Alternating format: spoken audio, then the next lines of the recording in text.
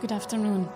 I would like to thank the ICS for the opportunity to present our research, Are Female Adolescents Eager to Know More About the Pelvic Floor? I have no conflicts of interest to declare.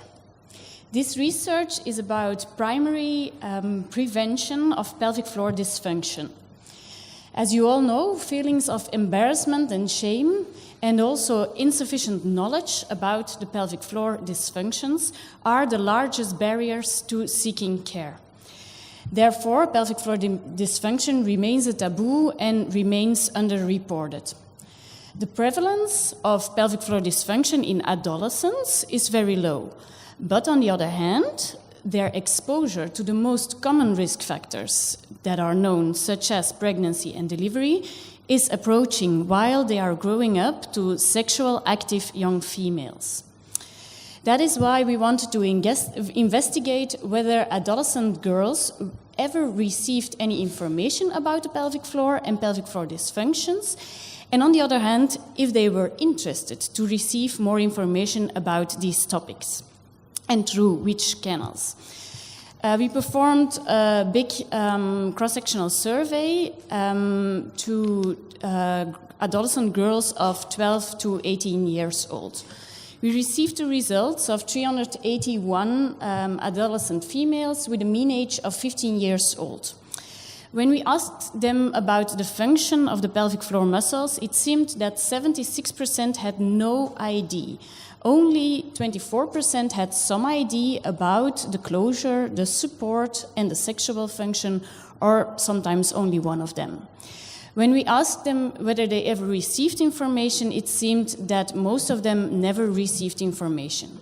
But on the other hand, you can also see that 36% of them said that they searched for information on their own, mostly through the World Wide Web.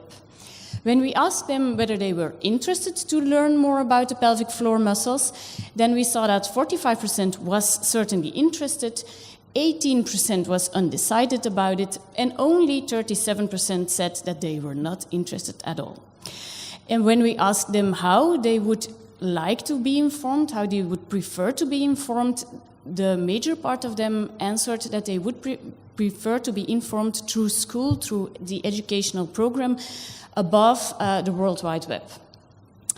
In conclusion, the present research is the first to reveal that young female adolescents have a clear lack of knowledge about the pelvic floor and its functions and dysfunctions, but that they are interested to get better informed.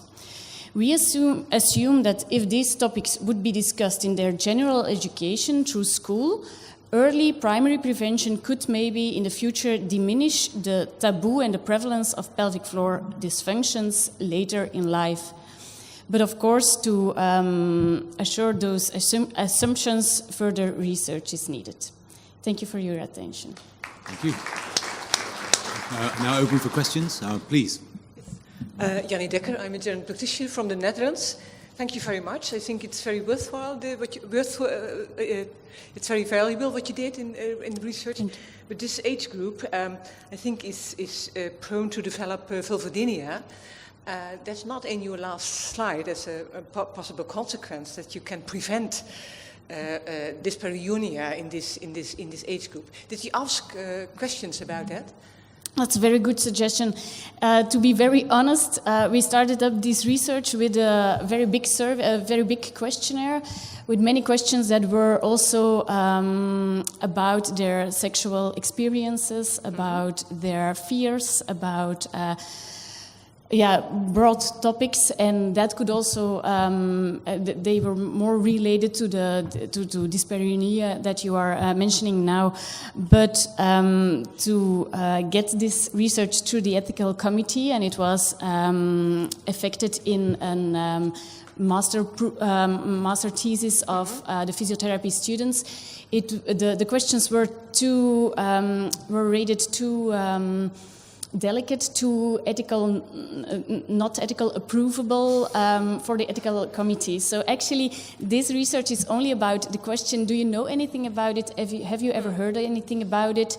But mostly about the anatomy and the functions of the pelvic floor. We didn't yet investigate what you propose, but it would be very interesting for the future. You asked a question about sexual function, didn't you? Yeah. That's what you mentioned. Yes. We did ask whether they know that the pelvic floor muscles also had a sexual function and could maintain in the sexual function.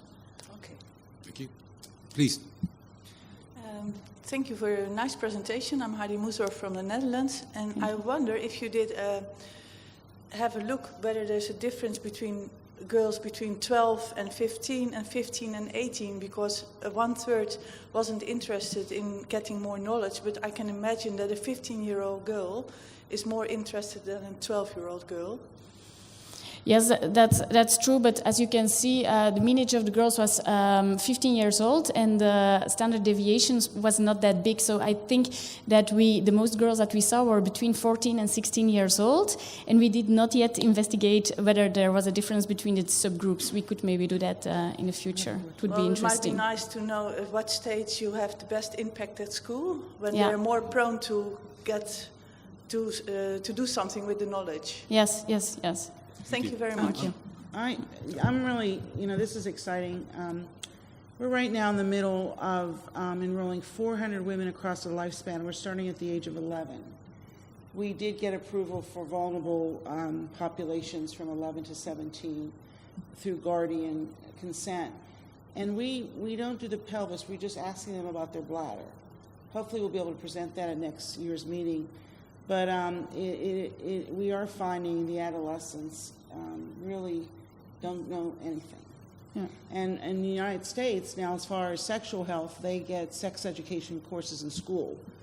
But they have no idea their bladder's anywhere near where they have sex. No, that's exactly what we also noticed. We also did research in the educational programs of the Belgian schools, because we performed the research in Belgium, and there's anything about pelvic floor, about pelvic floor organs, about the pelvic organs, about pelvic floor function in the educational program. Nothing about pelvic floor dysfunction, about the prevalences of urinary incontinence, the consequences of pregnancy and delivery. Nothing is in the general educational programs.